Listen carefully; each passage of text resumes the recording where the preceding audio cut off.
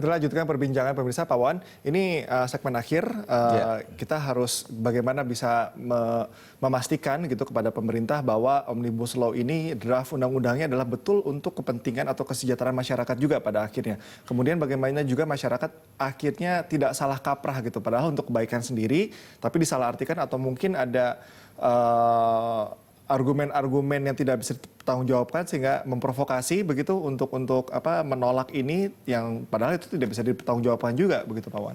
Ya memang seperti biasa di dalam sebuah perundang-undangan pasti akan ada belanja masalah yang beragam karena memang masing-masing tentu ada kepentingan-kepentingan baik itu kepentingan pribadi, kepentingan ekonomi maupun ada kepentingan politik. Ya ini yang akhirnya menjadi menghangat, bahkan juga memanas, bahkan juga ada yang melakukan aksi-aksi demo misalnya.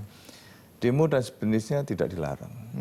Hanya kita ingin semuanya cari solusi, jadi tidak hanya mengkritisi tapi tanpa solusi, tidak hanya menyuarakan sepihak, tapi bagaimana secara holistik kita juga pikirkan. Mengapa? Karena ini ada satu wilayah yang antara kabupaten satu dengan kabupaten lain itu UMK-nya juga berbeda. Akhirnya berbondong-bondong orang lari, pengusaha nyari yang murah. Begitu ini naik tinggi dia hengkang sehingga di sejumlah wilayah menjadi kekosongan dan mereka biasalah capital flight ke wilayah lain. Nah, kalau capital flight ini kita biarkan, akhirnya terus dia capital flight ke luar negeri, dampaknya juga semua akan nganggur. Kalau sudah nganggur, kriminalitas biasanya juga akan meningkat. Efek dominonya akan seperti itu ya. Karena apa? Stomach cannot wait. Masalah perut nggak bisa menunggu. Dan kita memang ingin ada satu kebersamaan pemikiran bahwa kita pasti akan melindungi bangsa inilah. Ya. Kita tidak ingin kok menyengsarakan rakyat. Pada prinsipnya sama-sama. Energi juga kita atur. Kalau misalnya kita mau membangun investasi, energi tidak ada, yang juga akhirnya investor kabur. Nah, bagaimana kemudahan untuk menciptakan energi satu wilayah? Nah, itu jelas karena apa? Defisit energi itu luar biasa di berbagai wilayah di Indonesia. Oleh karenanya kalau misalnya investasi di bidang energi dipersulit setiap hari mau bangun itu di demo terus nah kapan ya? Nah, ini contoh satu saja dari sisi energi. Kemudian dari kemudahan-kemudahan pemasaran. Kalau pemasaran, rakyat misalnya tidak kita dorong untuk cinta produk dalam negeri. Akhirnya pemikirannya hanya luar negeri minded. Akhirnya produk kita juga nggak laku. Kecintaan itu dampaknya kemana? Ya satu, menjadi itu tadi produk tidak laku. Dampaknya utang menjadi menumpuk di perusahaan itu.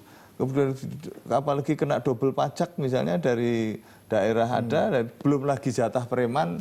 Dan selama ini jatah preman, aduh Masya Allah, yang kutipan-kutipan yang tidak resmi, akhirnya menjadi membengkak. Hal seperti ini yang kita ingin berantas.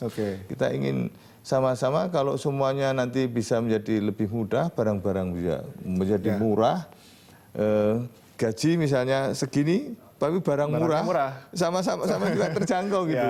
Tapi gajinya selangit, tapi ini makin melangit. Dampaknya itu akibat dari kita dari semua sistem yang tadi itu tidak menjadi satu gerakan yang linier yang mengarah kepada efisiensi. Dampaknya kita semua akan bangkrut. Nah, secara nasional ya bisa runtuh. Ya, kita juga tangkap pada intinya adalah bagaimana nantinya pengusaha bisa senang, yang pekerja pun kenyang gitu kan. Terima kasih Pak Wawan atas kehadirannya. Dan pemirsa, informasi tadi mengakhiri perjumpaan kita di Good Morning Jakarta hari ini. Anda bisa mengirimkan informasi dan saran kepada kami lewat email di redaksi@berita1.tv atau follow kami via Twitter, Facebook, YouTube, dan Instagram. Atas nama seluruh kerabat kerja yang bertugas, saya Cikang Mutazam dan mewakili rekan saya Anggita Wulandewi undur diri. Selamat beraktivitas, sampai jumpa.